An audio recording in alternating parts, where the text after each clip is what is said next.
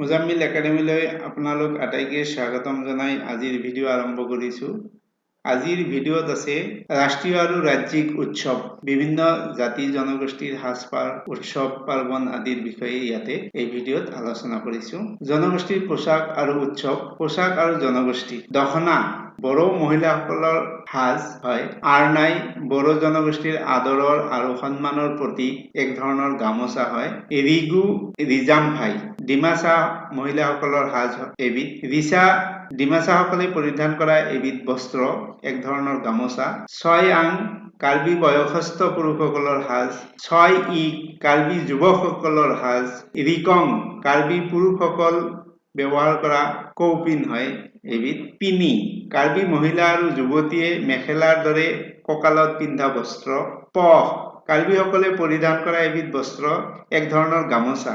বগা ৰঙৰ পহ সাধাৰণতে অবিবাহিত ব্যক্তিয়ে আৰু ৰঙা ৰঙৰ পহ বিবাহিতসকলে ব্যৱহাৰ কৰে। জস্কাই তিৱা মহিলাই পিন্ধা দখনাৰ দৰে চাদৰ। ফাস্কাই তিৱাসকলে বুকুত পিন্ধা ফুলাম চাদৰ। ফাগুৰি তিৱা পুৰুষে মূৰত পিন্ধা পাগুৰি হয় এবিধ ফাগুৰি। ফালি তিৱাসকলৰ পৰম্পৰাগত গামোচা। ফুইচা ল তিৱাসকলে ডিঙিত পিন্ধা পইচাৰ মণি বা মালা। জাকাচিবা কঁকালত পিন্ধা মুগা ৰিহা। বাইগা দেউৰী মহিলাসকলৰ সাজ, মূৰত মৰা গামোচাখনক টকয়া গাতি কি বোলে। আওচাই কোচ ৰাজবংশীসকলে পৰিধান কৰা এবিধ বস্ত্ৰ, ই এক ধৰণৰ গামোচা। হালধীয়া ৰঙৰ আৰু দুয়োফালে পাৰিযুক্ত এই বস্ত্ৰবিধ আংচা নামেৰেও জনা যায়। ইয়াৰ দুয়োমূৰে পথালিকৈ সেউজীয়া আঁচু সূতাৰে বিভিন্ন চানেকি বোৱা হয়। পাজাৰ ৰাভা জনগোষ্ঠীৰ পৰম্পৰাগত গামোচা। ধুতি চুৰিয়া আমাৰ অসমীয়া পুৰুষসকলে পৰিধান কৰা মুখ্য পোচাক। মেখেলা চাদৰ অসমীয়া মহিলাৰ প্ৰধান সাজ পোছাক। এতিয়া চাম আমি বিভিন্ন উৎসৱ আৰু জনগোষ্ঠী। কোন জনগোষ্ঠীৰ কোন উৎসৱ হয় সেই বিষয়ে আমি জানিম। খেৰাই পূজা বড়োসকলে পালন কৰে। ৰংকাৰ, হেঁচা, পিছো পাংৰি, চমাংকান, চক কেৰয়, ছজুন এইবিলাক কাৰ্বিসকলৰ উৎসৱ। আলি আই লিগাং পৰাগ মিচিংসকলৰ উৎসৱ। ৰাজিনী গাব্ৰা আৰু হানি গাব্ৰা ডিমাচাসকলৰ উৎসৱ হয়। বৈশাগু বড়ো আৰু কছাৰী দুয়ো জনগোষ্ঠীৰ। বাইশো ৰাভা জনগোষ্ঠীৰ। ৰিকখান আহোম সকলে কৰা এবিধ উৎসৱ। নৃত্য আৰু জনগোষ্ঠী। কোন জনগোষ্ঠীৰ কি নৃত্য এইবোৰ আমি জানিম এতিয়া। চং কেদাম ঢাল তৰোৱাল লৈ কাৰ্বিসকলে কৰা পৰম্পৰাগত নৃত্য। বাই মাই যায় ডিমাচা মহিলাসকলে হাতত থাল লৈ এই নৃত্য প্ৰদৰ্শন কৰে। উৎসৱ বিভিন্ন উৎসৱ আৰু মেলাৰ চমু বিৱৰণ ইয়াতে দাঙি ধৰিছো। ইয়াৰে প্ৰত্যেকটো লাইনে একোটা প্ৰশ্ন হ'ব পাৰে আৰু প্ৰত্যেকটো লাইনে একোটা উত্তৰ হ'ব পাৰে। বহুত কষ্ট কৰি বিভিন্ন কিতাপ পত্ৰ চাই মই এই নোটখিনি যোগাৰ কৰিছো আপোনালোকৰ বাবে। এই ভিডিঅ'ত থকা বিষয়বস্তুখিনি চালে আপোনালোকে বহুত উপকৃত হ'ব। পৰীক্ষাত ইয়াৰ পৰা বহুত ধৰণৰ প্ৰশ্ন আহিব পাৰে। ঠিক আছে, আমি মূল বিষয়বস্তুলৈ যাওঁ। বিহু এইটো আমি সকলোৱে জানো। বিহু অসমৰ জাতীয় উৎসৱ। বিহু হৈছে জাতি বৰ্ণ নিৰ্বিশেষে সকলো লোকে একেলগে উদযাপন কৰিব পৰা এক উৎসৱ। বিহু মূলতঃ কৃষিভিত্তিক উৎসৱ। অসমত পালন কৰা তিনি প্ৰকাৰৰ বিহু হ'ল বহাগ বিহু বা ৰঙালী বিহু, এপ্ৰিলৰ মাজভাগত অনুষ্ঠিত হয়। কাতি বিহু বা কঙালী বিহু আৰু মাঘ বিহু বা ভোগালী বিহু। বহাগ বিহু বা ৰঙালী বিহু বসন্তৰ আগমনত উদযাপন কৰা বহাগ বিহু বা ৰঙালী বিহু অসমৰ মূল বিহু উৎসৱ। বসন্তৰ আগমনত যেতিয়া প্ৰকৃতি নতুন ৰূপেৰে জিলিকি উঠে, তেতিয়া চহা ৰাইজে জীৱন উপভোগ কৰিবলৈ আগবাঢ়ি আহে। ৰঙালী বিহু যৌৱনৰ উৎসৱ। এই বিহু 7 দিন পালন কৰা হয় বাবে 7 বিহু বুলিও কোৱা হয়। বহাগ বিহুত সন্মানৰ প্ৰতীক ৰূপে সৰুৱে ডাঙৰক বিহুৱান দিয়ে। মাঘ বিহু বা ভোগালী বিহু সোণগুটি চপোৱাৰ পিছত অৰ্থাৎ পুহ আৰু মাঘ মাহৰ দোমাহীত মাঘ বিহু বা ভোগালী বিহু পালন কৰা হয়। পুহত শালি ধান, মাহ, তিল, মগু আদি শস্য চপাই মানুহে ভঁৰাল ভৰায়। এই সময়ত ধনী দুখীয়া সকলোৰে ঘৰত দুমুঠি ধান চাউল খাবলৈ থাকে। খোৱা বোৱাৰ ওপৰত বেছি গুৰুত্ব দিয়া হয় বাবে এই বিহুৰ আন এটা নাম ভোগালী বিহু। এই বিহুত সান্দহ, চিৰা, নানা তৰহৰ পিঠা পনা, লাৰু আদি মানুহৰ ঘৰে ঘৰে উপচি পৰে। মাঘ বিহুৰ মূল আকৰ্ষণ হ'ল মেজি জ্বলোৱা। গাঁৱৰ ডেকা বুঢ়া, জীয়ৰী বোৱাৰী সকলোৱে নৰা কাটি মেজি প্ৰস্তুত কৰে। উৰুকাৰ দিনা তেওঁলোকে লগ লাগি ভোজ ভাত খাই গীত গাই উজাগৰে থাকে। ৰাতিপুৱাৰ লগে লগে গা পা ধুই মেজিত জুই লগাই দিয়ে। জুই জ্বলি উঠিলে মন্ত্ৰ মাতি মাহ, মগু, পিঠা, চাউল, ঘিউ আদি দি অগ্নিক সেৱা কৰে। মেজি পুৰাৰ শেষত তাৰ ছাইৰে সকলোৱে ফোট লয়। কাতি বিহু বা কঙালী বিহু। কাতি বিহু আহিন আৰু কাতিৰ সংক্ৰান্তিৰ দিনা কাতি বিহু পালন কৰা হয়। এই সময়ত মানুহৰ আহু ধান শেষ হয়, শালি ধানো চপাবৰ নহয়। মানুহৰ অভাৱ অনাটন হয়, সেয়েহে এই বিহুক কঙালী বিহু বোলে। পথাৰত আকাশ বন্তি জ্বলাই, ঘৰে ঘৰে তুলসীৰ পুলি ৰুই, গধূলি তাৰ গুৰিত চাকি জ্বলাই নাম গায়। ঘৰৰ চোতালৰ চাৰিওফালে চাকি জ্বলাই কাতি বা কঙালী বিহু পালন কৰা হয়। মেডাম মেফি এইবিধ হ'ল বাৰ্ষিক উৎসৱ। জনগোষ্ঠী আহোম জনগোষ্ঠীয়ে পালন কৰে। সময় প্ৰতি বছৰৰ 31 জানুৱাৰী তাৰিখ, নিৰ্দিষ্ট তাৰিখ হয়। আহোম সম্প্ৰদায়ৰ আটাইতকৈ উল্লেখনীয় উৎসৱ হৈছে মেডাম মেফি, অৰ্থাৎ আহোম সম্প্ৰদায়ৰ সকলোৱে পালন কৰা পূৰ্বপুৰুষক পূজা কৰা উৎসৱ। মাজুলী উৎসৱ প্ৰকাৰ এবিধো বাৰ্ষিক উৎসৱ হয়। সময় প্ৰতি বছৰৰ 21 নৱেম্বৰৰ পৰা 24 নৱেম্বৰলৈ অনুষ্ঠিত হয়। আহোম সম্প্ৰদায়ৰ আটাইতকৈ উল্লেখনীয় উৎসৱ হৈছে মেডাম মেফি, অৰ্থাৎ আহোম সম্প্ৰদায়ৰ সকলোৱে পালন কৰা পূৰ্বপুৰুষক পূজা কৰা উৎসৱ। আলি আয়েং লিগাং সময় ফাগুন মাহৰ প্ৰথম বুধবাৰৰ দিনাই অনুষ্ঠিত হয়। জনগোষ্ঠী মিচিং বা মিৰিসকলে কৰে। এইবিধো বাৰ্ষিক উৎসৱ হয়। আলি আয়েং লিগাং অসমৰ মিচিং বা মিৰি জনজাতিৰ এক বসন্ত উৎসৱ।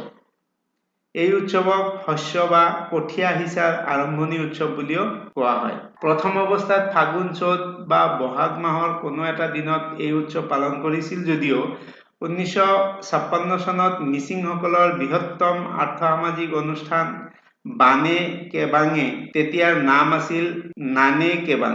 আলি আয়ে লিগাং উৎসৱ ফাগুন মাহৰ প্ৰথম বুধবাৰে পালন কৰিবৰ বাবে প্ৰস্তাৱ আগবঢ়ায় আৰু তেতিয়াৰ পৰাই ফাগুন মাহৰ প্ৰথম বুধবাৰে এই উৎসৱ পালন কৰা হয়। মিচিং ভাষাত আলি মানে শস্যৰ বীজ, আয়েং মানে ফল আৰু লিগাং মানে সিঁচাবলৈ আৰম্ভ কৰা। অৰ্থাৎ আলি আয়েং লিগাং মানে হৈছে শস্য সিঁচাৰ প্ৰথম দিন। ল'ৰা বুঢ়া ডেকা গাভৰু সকলোৱে উলহ মালহেৰে অংশ লোৱা এই নৃত্যক পাক্স মনাম বোলা হয়। মিচিং তিৰোতাই ব্যৱহাৰ কৰা পোচাকবোৰ হৈছে এগে, ৰিবি, গাছেং, সমীৰ, পটালি বা চেগ্ৰেক, চেকবুং, পটুক, কেবং, কেবুং, পেৰে, টুচুং গাছৰ, নিচেক, কেগৰেক, মচানাম, এগে ইত্যাদি। এইবোৰৰ উপৰিও মিচিং তিৰোতাই গাদু, মিৰিজিম, তাপুম, গাছৰ আদি মূল্যৱান কাপোৰ তৈয়াৰ কৰে। পুৰুষে ব্যৱহাৰ কৰা কাপোৰবোৰ হৈছে মিবু গালুক, লোকৰ গালুক, গণৰ উগৰ, দৌমুৰ ইত্যাদি। গুমৰাগ হৈছে আলি আয়েং লিগাঙৰ বিশেষ নৃত্য। ঢোল, তাল, পেঁপা আদিৰ উপৰি লিগাং বিহুত লৌনং, মাৰবাং আদি বজোৱা হয়। ঐনিতম হৈছে মিচিংসকলৰ জনপ্ৰিয় গীত। মিচিং জনগোষ্ঠীয়ে মূলতঃ দুই ধৰণৰ কৃষিভিত্তিক উৎসৱ পালন কৰে, আলি আয়েং লিগাং আৰু পৰাগ। আলি আয়ে লিগাং শস্য ৰোপণৰ আগত আৰু পৰাগ খেতিৰ সফল সমাপ্তিৰ পাছত পালন কৰা হয়। দুয়োটা উৎসৱতেই সকলোৱে মংগল কামনাৰে মিচিং সমাজৰ ইষ্ট দেৱতাক প্ৰাৰ্থনা জনোৱা হয়। পৰাগ সময় খেতি চপোৱাৰ পিছত এই উৎসৱ পতা হয়। উৎসৱ 5 দিন জুৰি উদযাপন কৰা হয়। মিচিং জনগোষ্ঠীয়ে কৰে। এইবিধো বাৰ্ষিক উৎসৱ হয়। সৃষ্টিকৰ্তা মাতৃ পৃথিৱী তথা পূৰ্বপুৰুষসকলক তুষ্ট কৰিবৰ বাবে এই উৎসৱ পালন কৰা হয়। এই উৎসৱৰ আন এটা নাম হৈছে নৰা ছিগা বিহু। ধান কাটি চপোৱাৰ অন্তত অৰ্থাৎ ধানৰ নৰা ছিগাৰ সময়ত অনুষ্ঠিত হোৱা বাবে এই উৎসৱৰ নাম নৰা ছিগা বিহু বুলি কয়। প্ৰথম দিনাৰ সকলো আয়োজন শেষ কৰাৰ পিছত ৰাতিলৈ মিবুৰ আদৰণিৰে মিবু দাগ নাম অনুষ্ঠান পতা হয়। এই অনুষ্ঠানত মিবুৰে সৈতে সকলো ডেকা গাভৰু শাৰী শাৰীকৈ নৃত্য কৰে। এই নৃত্যত আবা গীত, গোৱা হয়। পৰাগ উৎসৱত গাঁৱৰ মোৰংঘৰ অনুষ্ঠিত কৰা হয়। মোৰংঘৰ গাঁৱৰ সমাজত নাইবা যিকোনো এমূৰত মুকলি ঠাইত পূবা পশ্চিমাকৈ বনোৱা হয়। ইয়াক বাঁহ, কাঠ আৰু খেৰেৰে নিৰ্মাণ কৰা হয়। মোৰংঘৰত বেৰ নাথাকে, ই এটা মুকলি চাংঘৰ। ইয়াৰ দুয়োমূৰে চাঙত উঠা নমা কৰিবলৈ জখলা লগোৱা থাকে। পৰাগ উৎসৱৰ অন্যতম অনুষ্ঠান হ'ল পবৰ কাটনাম আৰু এক মাননাম। পবৰ বাঁহ-বেতেৰে সজোৱা চুপি আকৃতিৰ এক সাজ। ইয়াক আপাং চাকিবলৈ ব্যৱহাৰ কৰা হয়। এক মাননাম বা গাহৰি বধ কৰা অনুষ্ঠান। জোনবিল মেলা। সময় মাঘ বিহুৰ পিছৰ সপ্তাহ। স্থান মৰিগাঁও জিলা। জনগোষ্ঠী তিৱা বা লালুংসকলে এই মেলা পাতে। এইবিধো বাৰ্ষিক উৎসৱ হয়। মৰিগাঁৱৰ মধ্যৱৰ্তী অঞ্চলৰ জাগিৰোডৰ পৰা উত্তৰে ৩ কিলোমিটাৰ দূৰত্বত, গুৱাহাটীৰ পৰা ৩২ কিলোমিটাৰ দূৰত্বত অৱস্থিত এখন বিলৰ নাম হৈছে জোনবিল। এই বিলৰ পাৰত অনুষ্ঠিত হোৱা মেলাৰ নামেই জোনবিল মেলা। পাহাৰৰ পৰা অহা তিৱা লোকসকলে ভৈয়ামৰ লোকসকলক মামা-মামী বুলি সম্বোধন কৰে। এই মেলাৰ বিশেষ তাৎপৰ্য হৈছে পাহাৰত বসবাস কৰা জনজাতীয় তিৱা লোকসকলে তাত উৎপাদিত বিভিন্ন দ্ৰব্য ভৈয়ামত বাস কৰা তিৱা তথা অন্য জনগোষ্ঠীয় লোকসকলে তৈয়াৰ কৰা পিঠা, সান্দহ, শুকান মাছ আদিৰ সৈতে বিনিময় কৰে। ইয়াত জাতি, বৰ্ণ, ভাষা নিৰ্বিশেষে সকলোৱে দ্ৰব্য বিনিময় কৰে। সেয়ে এই মেলা হৈছে সম্প্ৰীতিৰ মেলা। জোনবিল মেলা সম্পৰ্কে EVS-ৰ আৰু এটা ভিডিঅ' আছে মোৰ, সেই ভিডিঅ'ত অলপ বিশদভাৱে বৰ্ণনা কৰা আছে, আপোনালোকে চাব পাৰে সেই ভিডিঅ'টো। মাঘ বিহুৰ পিছৰ বুধবাৰৰ পৰা আৰম্ভ হোৱা মেলাখনে হৈছে জোনবিল মেলা। সপ্তাহটোৰ মঙল বুধবাৰৰ পৰা মানুহৰ সমাগম হয় যদিও শুক্ৰবাৰ আৰু শনিবাৰেহে প্ৰধান মেলা হয়। মেলা আৰম্ভ হোৱাৰ পূৰ্বে জোনবিলত ৰজাৰ পৰিষদবৰ্গ তথা বিভিন্ন গাঁৱৰ নিৰ্দিষ্ট ব্যক্তিবোৰে মাছ মাৰে। ইয়াক ৰজা মাছ মৰা বুলি কোৱা হয়। সেই মাছেৰে জোনবিলৰ পাৰত ৰজাৰ সহিতে সকলোৱে মিলি-জুলি ভোজ-ভাত খায়। মেলাৰ মূল বিষয় হৈছে বিনিময় প্ৰথা। বৰ্তমান যুগত টকা-পইচাৰে ক্ৰয়-বিক্ৰয় কৰাৰ সময়তে এই মেলাত থলুৱা খাদ্য-দ্ৰব্যৰে আদান-প্ৰদান কৰি থকা প্ৰথা দেখা যায়। এই উৎসৱটো সাধাৰণতে অসমৰ বড়ো কছাৰী জনগোষ্ঠীয়ে পালন কৰে আৰু বড়ো জনগোষ্ঠীৰ বাবে এইটো এটা ডাঙৰ উৎসৱ। সহস্ৰ ৰং আৰু তামচাৰ বাবে বিখ্যাত এই উৎসৱটো বড়ো কছাৰীসকলে এপ্ৰিলৰ মাজভাগত পালন কৰে। জোনবিল মেলাৰ বিষয়ে ৰীতা চৌধুৰীৰ সাহিত্য অকাডেমী বঁটাপ্ৰাপ্ত গ্ৰন্থ দেও লাইখুইত বিস্তৃত বৰ্ণনা পোৱা যায়। কাৰ্বিসকলৰ বিভিন্ন উৎসৱ। ৰংকাৰ, চমাংকান, চক কেৰয়, হাছাক কেকান আদি উৎসৱ। জনগোষ্ঠী কাৰ্বি জনগোষ্ঠী। অসমৰ কাৰ্বি আংলঙত বসবাস কৰা খিলঞ্জীয়া কাৰ্বি জনগোষ্ঠীসকলৰ বাবে ৰংকাৰ আৰু চমাংকান উৎসৱদ্বয় হৈছে অত্যন্ত গুৰুত্বপূৰ্ণ উৎসৱ। ৰংকাৰ হৈছে বিশেষকৈ নতুন বছৰৰ আৰম্ভণিতে পৰিৱেশন কৰা বসন্তকালীন উৎসৱ আৰু চমাংকান হ'ল মৃতকৰ উৎসৱ, অৰ্থাৎ দহা বা শ্ৰাদ্ধ বুলি কয়। মৃতকৰ আত্মাৰ শান্তি কামনা কৰি এই উৎসৱ পতা হয়। সাধাৰণতে 3 দিনীয়াকৈ এই অনুষ্ঠান পতা হয়। পিছো পাংৰি হৈছে কাৰ্বিসকলৰ বিবাহ পদ্ধতি। চক কেৰয় উৎসৱৰ সময় খেতি পথাৰ যেতিয়া শস্য শ্যামলা হৈ উঠে তেতিয়া পালন কৰা হয় চক কেৰয় উৎসৱ। পকা ধান কাটি পথাৰতে এঠাইত গোটোৱা হয়। গুটি ধান উলিওৱাৰ পাছত যুৱকসকলে বেগত ভৰাই ঘৰলৈ কঢ়িয়ায়। তেনে সময়ত আনন্দৰ জোৱাৰ উঠে। অন্তৰৰ আনন্দত যুৱকসকলে নাচে। চক কেৰয়ৰ অৰ্থ হৈছে পথাৰৰ পৰা ধান কঢ়িওৱা। চক কেৰয় উৎসৱত এজন লোকক নেতা হিচাপে নিৰ্বাচন কৰা হয়, যি নৃত্য গীতত নেতৃত্ব দিয়ে। তেওঁক লুঞ্চে বোলা হয়। নৃত্য গীতৰো তেওঁই নিৰ্দেশক। জাম্বিলি আথন। জাম্বিলি আথনডাল হৈছে কাৰ্বি জনগোষ্ঠীৰ প্ৰতীকী দণ্ড, যি ফৈদসমূহৰ একতাক প্ৰতিনিধিত্ব কৰে। হাছাক কেকান লোকগীত নিৰ্ভৰ নহয়, খেতি চপোৱাৰ পাছৰ আনন্দৰ সৈতেহে জড়িত। ইয়াত কোনো ধৰণৰ শংকাৰ উপাদান নাই আৰু কোনো ঈশ্বৰৰ প্ৰশস্তিও নাই। সেয়েহে হাছাক কেকান ধৰ্ম নিৰপেক্ষ। অসম চাহ উৎসৱ। সময় নৱেম্বৰৰ পৰা জানুৱাৰী। এইবিধো বাৰ্ষিক উৎসৱ হয়। যোৰহাটত সৰ্বাধিক আড়ম্বৰপূৰ্ণভাৱে চাহ উৎসৱ অনুষ্ঠিত কৰা হয়। সেয়ে ইয়াক যোৰহাট চাহ মহোৎসৱ বুলিও জনা যায়। গুৱাহাটীত এই উৎসৱৰ স্থান হৈছে গুৱাহাটী চাহ নিলাম কেন্দ্ৰ। তাৰপিছত চাম আমি দিহিং পাটকাই উৎসৱ। স্থান তিনিচুকীয়া জিলাৰ লেখাপানী। আৰম্ভ হয় 16 জানুৱাৰীত আৰু শেষ হয় 19 জানুৱাৰীত। প্ৰকাৰ বাৰ্ষিক উৎসৱ হয়। প্ৰথমবাৰ পালন কৰিছিল 2002 চনৰ ডিচেম্বৰ মাহত। পাটকাই পৰ্বত আৰু দিহিং নদীৰ নাম অনুসৰি এই উৎসৱৰ নাম দিহিং পাটকাই উৎসৱ ৰখা হৈছিল। 2002 চনৰ পৰা এই উৎসৱ নিয়মীয়াকৈ উদযাপন কৰি অহা হৈছে। 2002 চনৰ উৎসৱত মুখ্য অতিথি আছিল সেই সময়ৰ ভাৰতৰ ৰাষ্ট্ৰপতি মাননীয় ডক্টৰ APJ আব্দুল কালাম চাহাব। পৰ্যটকসকলক আনন্দ উল্লাস কৰাৰ সুবিধা কৰি দিয়াৰ লক্ষ্যৰে এই উৎসৱ অসম চৰকাৰে আয়োজন কৰে। দিহিং পাটকাই উৎসৱত বিশেষকৈ চাহ উদ্যোগৰ লগত জড়িত ঠাই ভ্ৰমণ, জনগোষ্ঠীসমূহৰ দ্বাৰা ব্যৱহৃত সামগ্ৰীসমূহৰ মেলা, প্ৰাকৃতিক পৰিৱেশৰ মাজত আমেজ লোৱা আদি অন্তৰ্ভুক্ত কৰা হৈছে। এই উৎসৱৰ এটা উল্লেখযোগ্য আকৰ্ষণ হৈছে দ্বিতীয় বিশ্বযুদ্ধৰ সৈন্যসকলৰ সমাধিস্থল পৰিভ্ৰমণ কৰাৰ সুবিধা দিয়া হয়। অসমক ম্যানমাৰৰ লগত সংযোজিত কৰা ষ্টিলৱেল পথটো চোৱাৰো সুবিধা দিয়া হয়। পৰ্যটকসকলে হাতী চাফাৰীৰ জৰিয়তে বনাঞ্চলসমূহ চোৱাৰো সুবিধা কৰি দিয়া হয়। এই উৎসৱৰ সময়ত চাহ বাগান আৰু ডিগবৈৰ তৈলক্ষেত্ৰসমূহ পৰিভ্ৰমণ কৰিবলৈ ইয়াৰ পৰা সুবিধা কৰি দিয়া হয়। কাজিৰঙা হস্তী মহোৎসৱ। স্থান কাজিৰঙা ৰাষ্ট্ৰীয় উদ্যান। সময় ফেব্ৰুৱাৰী মাহ। এবিধো বাৰ্ষিক উৎসৱ হয়। প্ৰথমবাৰ পালন কৰিছিল 2003 চনত। অসম চৰকাৰৰ পৰ্যটন আৰু বন বিভাগে যুটীয়াকৈ এই উৎসৱ আয়োজন কৰে। তাৰপিছত ৰাসলীলা উৎসৱ। প্ৰথমবাৰ পালনৰ স্থান মাজুলীৰ দক্ষিণপাট সত্ৰত পোনপ্ৰথমবাৰৰ বাবে এই উৎসৱৰ আৰম্ভ হয়। সময় শৰৎকালৰ পূৰ্ণিমা তিথি। এবিধো বাৰ্ষিক উৎসৱ হয়।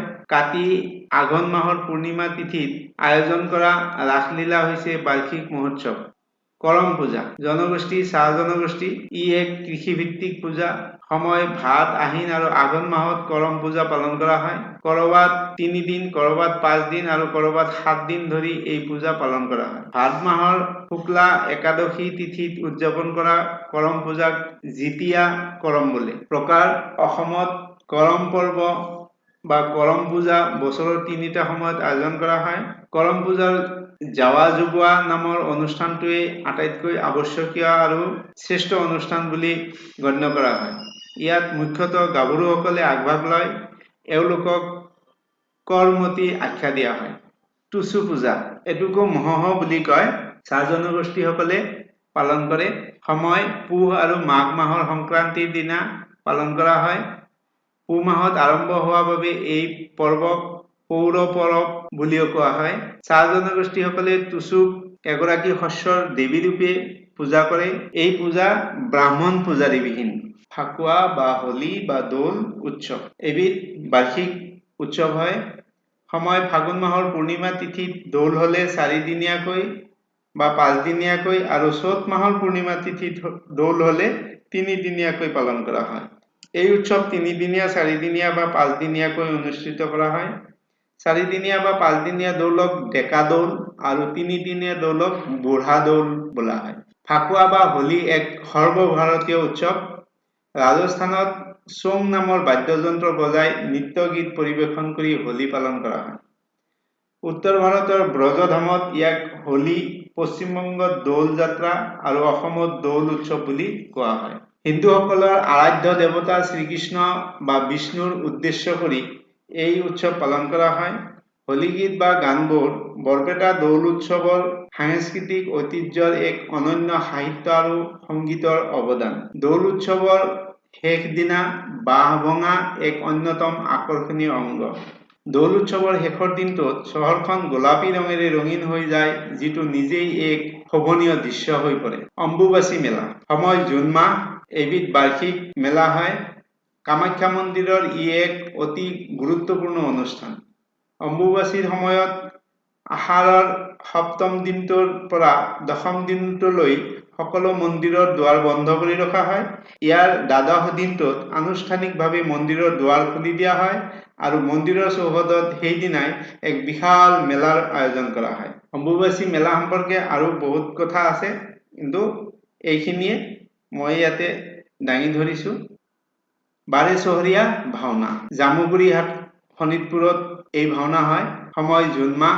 প্ৰতি 5 বছৰৰ অন্তৰত এই ভাওনা অনুষ্ঠিত হয়।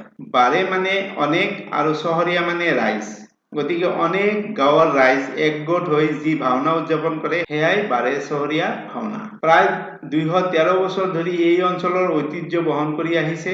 আনুমানিক 1797-98 চনৰ পৰা বৰ্তমানলৈকে জামুগুৰি হাটত এই ভাওনা অনুষ্ঠিত হৈ আহিছে। বাৰে চহৰীয়া ভাওনাৰ মূল মণ্ডপটো পদুম ফুলৰ চকাৰ আৰ্হিত নিৰ্মাণ কৰা হয়। গম্বুজৰ সৈতে ৰভাখন আৰু খলাসমূহক 7টা ভাগত বিভক্ত কৰা হয়। বাৰে চহৰীয়া ভাওনাৰ প্ৰসাৰ আৰু স্বীকৃতিৰ ক্ষেত্ৰত শোণিত কোঁৱৰ গজেন বৰুৱাই আগভাগ লৈছিল।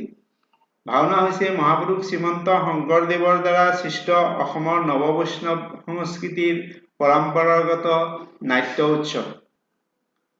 ভঠেলি উৎসৱ হিন্দু ধৰ্মত প্ৰচলিত বাঁহ গছক দেৱতা জ্ঞান কৰি কৰা এক ধৰণৰ পূজা। প্ৰধানকৈ নামনি অসমত এই পূজাৰ প্ৰচলন দেখা যায়।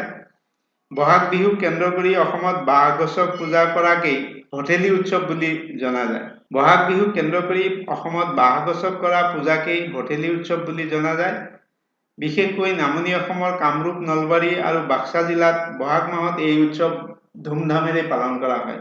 বহাগৰ এক নিৰ্দিষ্ট দিনত বেলেগ বেলেগ গাঁৱত এই উৎসৱ এদিনীয়াকৈ পালন কৰা হয়। উৎসৱত বাঁহক ৰং বিৰঙৰ কাপোৰেৰে মেৰিয়াই ফুলৰ মালা আৰু চোৱৰেৰে সজাই তোলা হয়। এই সুসজ্জিত বাঁহডালক পাউৰা বোলা হয়। মেৰিওৱা কাপোৰখিনিক পাউৰাৰ কাজ বুলি কোৱা হয়। সাধাৰণতে গাঁৱৰ নামঘৰ বা থান আদিত উমৈহতীয়া ঠাইত থকা ভঠেলি উৎসৱ খোলাৰ ডাঙৰ গছত সুসজ্জিত বাঁহডাল ওলোমাই ৰখা হয়। কেইখনমান উল্লেখযোগ্য ভঠেলি উৎসৱ: কামৰূপ জিলাৰ ৰামদিয়াৰ কুৰিদিনীয়া ভঠেলি উৎসৱ, নলবাৰী জিলাৰ বেলশৰৰ কুৰিদিনীয়া ভঠেলি উৎসৱ, বৰনদীৰ 16 দিনীয়া ভঠেলি উৎসৱ, বাটশৰৰ 14 দিনীয়া ভঠেলি উৎসৱ। ইয়াৰ পিছত চাওঁ আমি বৈশাগু, এবিধ বড়ো কছাৰীসকলৰ উৎসৱ। সময় চ'ত মাহৰ শেষৰ দিনাৰ পৰা বহাগ মাহৰ 6ষ্ঠ দিনালৈ এপ্ৰিল মাহৰ মাজভাগত 7 দিন জুৰি চলে। বাৰ্ষিক উৎসৱ হয় এইবিধো। নতুন বছৰৰ আগমনৰ লগে লগে বসন্তকালত বড়োসকলে এই উৎসৱ পালন কৰে। বৈশাগু মানে হ'ল নৱবৰ্ষৰ আৰম্ভণি। ইয়াৰে বৈশা শব্দই নতুন বছৰ আৰু আগে বা আগু শব্দই আৰম্ভণি বুজায়। বহাগ বিহুৰ সৈতে বৈশাগুৰ অংগাংগী সম্পৰ্ক আছে। ডেকাসকলে চিফুং বাঁহী, খাম মানে ঢোল, চেৰেণ্ডা, থোৰকা বজায় আৰু গাভৰুসকলে নাচে। এই বৈশাগু উৎসৱ এডোখৰ বিশেষ ঠাইত প্ৰাৰ্থনা কৰাৰ বাবে সমজুৱাভাৱে লগ হয় আৰু অসমীয়াত ইয়াক গৰজাশালী বুলি কয়। দিনটোক কোৱা হয় মাখাও বা মাছাও, যাৰ অৰ্থ গৰু। বাথৌ পূজা এইবিধো বড়ো কছাৰীসকলৰ পূজা। বছৰত 2বাৰকৈ হয়। পূজাত দেওধনীয়ে নৃত্য কৰাৰ লগতে ভৱিষ্যতবাণীও কৰে। আনহাতে বাথৌক সন্তুষ্ট কৰিবলৈ খেৰাই নৃত্যও কৰা হয়। বাথৌ পূজা উৎসৱৰ বিভিন্ন ৰূপ হ'ল গাৰজা, খেৰাই আৰু মাৰাই। খেৰাই পূজা কি? এবিধ বড়ো জনগোষ্ঠীৰ। সময় কাতি মাহত অক্টোবৰৰ পৰা ডিচেম্বৰৰ ভিতৰত খেতি চপোৱাৰ ঠিক আগে আগে উদযাপন কৰা হয়। এবিধ কৃষিভিত্তিক উৎসৱ। এই উৎসৱৰ লগত জড়িত খেৰাই নৃত্য এক ঋতুধৰ্মী নৃত্য। খাম, চিফুং, ৰিঙি, ৰামতাল, ওৱা, খোৱাং, বংগনা আদি এই নৃত্যত ব্যৱহাৰ হোৱা বাদ্যযন্ত্ৰ। আপোনালোকে এই বাদ্যযন্ত্ৰবোৰৰ প্ৰতি অলপ লক্ষ্য কৰিব। নামবোৰ, এইবোৰ কোন উৎসৱত কোন জনগোষ্ঠীয়ে ব্যৱহাৰ কৰে অলপ মন কৰিব। খেৰাই পূজা সিজু গছক বাথৌ দেৱতা হিচাপে গণ্য কৰি বড়োসকলে পৰম্পৰাগতভাৱে এই পূজা পাতে। বাথৌ পূজা উৎসৱৰ বিভিন্ন ৰূপ হ'ল গাৰজা, খেৰাই আৰু মাৰাই। সেই একেই। মহোহ উৎসৱ। এতিয়া চাম আমি মহোহ উৎসৱ। মহোহ সময় আঘোণ মাহৰ পূৰ্ণিমাত অনুষ্ঠিত হয়। মহোহ বা মহ খেদা উৎসৱ সাধাৰণতে নামনি অসমত উদযাপন কৰা এটা উৎসৱ। অসমীয়া ভাষাৰ মহ আৰু বড়ো ভাষাৰ হৌ পদৰ মিশ্ৰিত ৰূপ হৈছে মহোহ। উৎসৱত গোৱা গীতবোৰক ভাল হওক দিয়া বা ভাউল দিয়া গীত বোলা হয়। মহোহক গোৱালপাৰা জিলাৰ কিছু অংশত এউৰি বা অৰি মাগা বুলি জনা যায়। গোৱালপাৰা জিলাত পালন কৰা সোণাৰাই পূজা মহোহোৰ সমধৰ্মী উৎসৱ। উত্তৰ গোৱালপাৰাৰ বড়োসকলে চেনাই সোণাই বুলি কয়। দৰঙত ইয়াক মহৌ খুন্দা বা মৈ খেদা বা মহ খেদা বা মহৌহৌ উৎসৱ বুলি জনা যায়। কামৰূপত মহৌহৌ, নলবাৰীত ভালক দিয়া বা ভাল ভোলকা উৎসৱ বুলি জনা যায়। বৰপেটাৰ ঠাই বিশেষে ভাউল দিয়া বা ভাওলালিয়া উৎসৱ বুলি জনা যায়। বাক্সাত বাম্বল পিঠা বুলি কয়। বজালীত মহৌহৌ বা মহৌহৌ দিয়া বুলি কোৱা হয়। শৰণীয়া কছাৰীসকলে ইয়াক ভালুক নচোৱা বুলি কয়। হাজংসকলে ইয়াক মচমাও খেদা বা মহ খেদাই দেৱা গীত বুলি কয়। মুছলমানসকলে ইয়াক মাগন গীত বুলি কয়। এতিয়া চাওঁ আমি ইবাকু বিচু উৎসৱ। জনগোষ্ঠী দেউৰী জনগোষ্ঠীয়ে এইবিধ উৎসৱ পালন কৰে। বসন্ত উৎসৱ এইবিধ। সময় বহাগৰ প্ৰথম বুধবাৰৰ পৰা আৰম্ভ কৰি 7 দিনলৈ পালন কৰা হয়। কৃষিভিত্তিক উৎসৱ এইবিধ। বহাগ বিহুৰ সমতুল্য ধৰা হয়। তদুপৰি পিতা হাবা বিচু বা মেটুৱা লেবা দেউৰী লোকৰ অন্যতম উৎসৱ। ইয়াওছং উৎসৱ। ইয়াওছং ইংৰাজীত বসন্ত ঋতুত 5 দিন জুৰি উদযাপন কৰা মণিপুৰৰ এটা উৎসৱ। মেইটেই কেলেণ্ডাৰৰ লমতা মাহৰ পূৰ্ণিমাৰ দিনাৰ পৰা আৰম্ভ হোৱা ইয়াওছাং মেইটেই জনগোষ্ঠীৰ এক পৰম্পৰাগত উৎসৱ। ইয়াক মণিপুৰৰ আটাইতকৈ গুৰুত্বপূৰ্ণ উৎসৱ বুলি বিবেচনা কৰা হয়। ফাকুৱাৰ দৰে মণিপুৰৰ হিন্দু লোকসকলৰ বাবে ই এক ৰঙৰ উৎসৱ। এতিয়া চাম আমি ৰাষ্ট্ৰীয় উৎসৱ। ওনাম উৎসৱ। কেৰালা ৰাজ্যৰ এটা প্ৰধান উৎসৱ। শাওন ভাদ মাহৰ শস্য চপোৱাৰ পাছত এই উৎসৱ পালন কৰা হয়। ওনাম উৎসৱ 10 দিন ধৰি চলে। ওনাম উৎসৱৰ সৈতে কাইকোট্ৰিকালি নাচ আৰু ভেলুমকালি নাও খেলৰ সম্পৰ্ক আছে। পোংগল উৎসৱ। পোংগল উৎসৱ তামিলনাডুত উদযাপন কৰা হয়। পোংগল উৎসৱ এক কৃষিভিত্তিক উৎসৱ। পোংগল উৎসৱক অসমৰ ভোগালী বিহুৰ লগত তুলনা কৰিব পাৰি। সেইদিনা সকলোৱে নিজৰ ঘৰ দুৱাৰ চাফ চিকুণ কৰে আৰু জাবৰ জোথৰ এঠাইত গোট খুৱাই জমা কৰে। ৰাতি সমূহীয়াভাৱে আহাৰ গ্ৰহণ কৰি পাছত ৰাতিপুৱা মাঘ বিহু মেজিৰ দৰে জুই জ্বলাই দিয়ে। এই উৎসৱত সকলোৱে লগ হৈ ঢোল বজাই আনন্দ কৰে। দশেৰা উৎসৱ আৰু দুৰ্গা পূজা। দশেৰা হ'ল উত্তৰ ভাৰতৰ লোকসকলে পালন কৰা এটা উৎসৱ।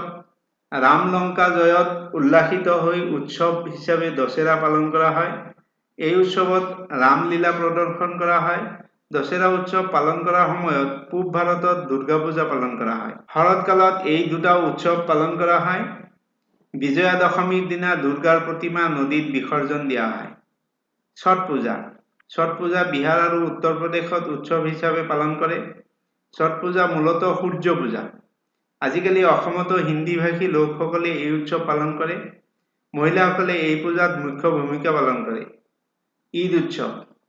সকলো ইছলাম ধৰ্মাৱলম্বী লোকসকলে ঈদ উৎসৱ পালন কৰে। ঈদ মূলতঃ দুটা, ঈদ উল ফিতৰ আৰু ঈদ উল জুহা। ঈদ উল ফিতৰ উৎসৱটো আৰবী কেলেণ্ডাৰৰ ৰমজান মাহৰ ঠিক পিছৰ শ্বাৱাল মাহৰ প্ৰথম দিনা পালন কৰা হয়। ঈদ উল জুহা আৰবী কেলেণ্ডাৰৰ জিলহজ মাহৰ 10 তাৰিখে পালন কৰা হয়। বুদ্ধ পূৰ্ণিমা। বৌদ্ধ ধৰ্মৰ প্ৰৱৰ্তক। বুদ্ধদেৱৰ জন্ম, সিদ্ধি লাভ আৰু মৃত্যু বহাগ মাহৰ পূৰ্ণিমা তিথিতে হৈছিল। সেয়েহে বহাগ মাহৰ পূৰ্ণিমাৰ দিনটো এক পবিত্ৰ দিন ৰূপে বৌদ্ধ ধৰ্মাৱলম্বী লোকসকলে বুদ্ধ পূৰ্ণিমা হিচাপে পালন কৰে। গুৰু নানক জয়ন্তী। কাতি মাহৰ পূৰ্ণিমা তিথিত গুৰু নানকৰ জন্মদিনটোক শিখ ধৰ্মাৱলম্বী লোকসকলে উৎসৱ হিচাপে পালন কৰে। গুৰু নানক শিখ ধৰ্মৰ প্ৰৱৰ্তক আছিল।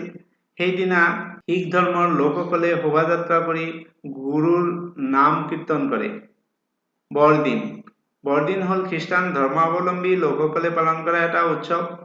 বৰদিন উৎসৱ ডিচেম্বৰ মাহৰ 25 তাৰিখে যীশু খ্ৰীষ্টৰ জন্মদিনৰ দিনা পালন কৰা হয়। এই উৎসৱ উপলক্ষে ৰং বিৰঙৰ লাইট আৰু পুতলাৰে এজোপা খ্ৰীষ্টমাছ গছ সজাই তোলা হয়। তো আজিলৈ ইমানেই।